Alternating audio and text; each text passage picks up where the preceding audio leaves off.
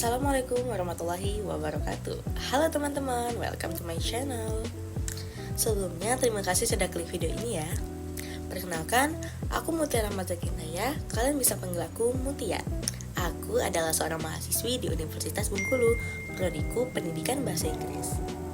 Sesuai judul, aku ingin membuat video pembelajaran tentang filsafat pendidikan dan teori manajemen pendidikan untuk memenuhi tugas pengelolaan administrasi yang diampu oleh Bapak Dr. Muhammad Kristiawan. Selamat menyaksikan.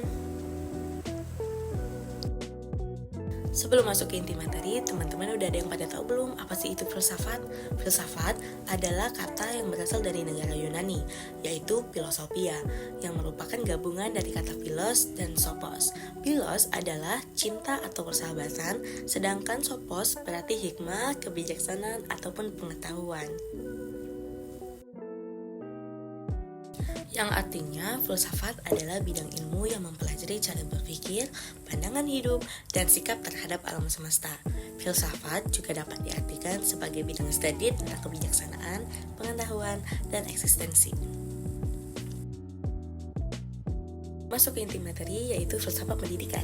Jadi, filsafat pendidikan adalah cabang ilmu filsafat yang mempelajari hakikat pendidikan. Filsafat pendidikan menggunakan metode berpikir kritis untuk menganalisis masalah-masalah di pendidikan. Contoh filsafat pendidikan. Yang pertama, filsafat pendidikan panrealisme yang percaya bahwa nilai-nilai dan norma-norma dalam masyarakat itu bersifat abadi. Yang kedua, ada filsafat pendidikan Islam yang mempelajari pandangan filosofi Islam terhadap masalah-masalah di pendidikan. Ada juga beberapa hal yang dipelajari dalam filsafat pendidikan. Ada relasi antara siswa, kebijakan pendidikan, sumber daya manusia, dan teori kurikulum. Ada juga tujuan pendidikan, latar belakang pendidikan, cara pendidikan, maupun hasil pendidikan.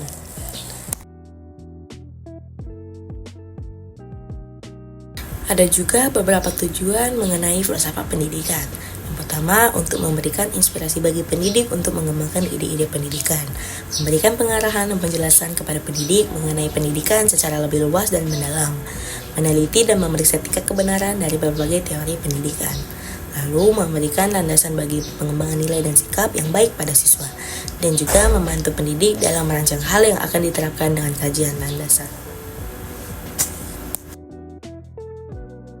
Selain tujuan, filsafat pendidikan juga memiliki beberapa manfaat. Yang pertama, membantu memahami tujuan pendidikan. Filsafat pendidikan membantu memahami tujuan akhir pendidikan, seperti mengembangkan potensi individu, mempersiapkan siswa untuk bekerja, atau menciptakan warga negara yang baik. Filsafat pendidikan membantu pendidik merancang metode pembelajaran yang lebih efektif dan relevan untuk membuat kebijakan pendidikan yang lebih baik lagi. Penguasaan filsafat pendidikan dapat membantu pembuat kebijakan pendidikan mengambil keputusan yang lebih baik. Membantu memahami nilai-nilai pendidikan. Filsafat pendidikan membantu memahami nilai-nilai yang baru untuk ditanamkan melalui pendidikan. Ada juga pengertian filsafat pendidikan menurut para ahli.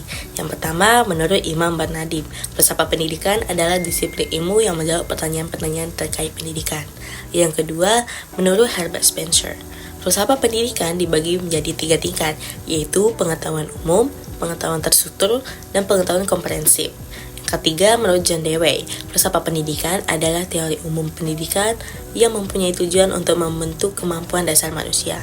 Yang keempat, menurut Aristoteles, filsafat pendidikan adalah pencarian kebenaran sebagai ilmu pengetahuan. Dan yang terakhir, menurut Ki Hajar Dewantara, filsafat pendidikan adalah usaha kebudayaan untuk membimbing pertumbuhan jiwa raga anak didik. Selanjutnya, kita masuk kepada teori kedua, yaitu teori manajemen pendidikan.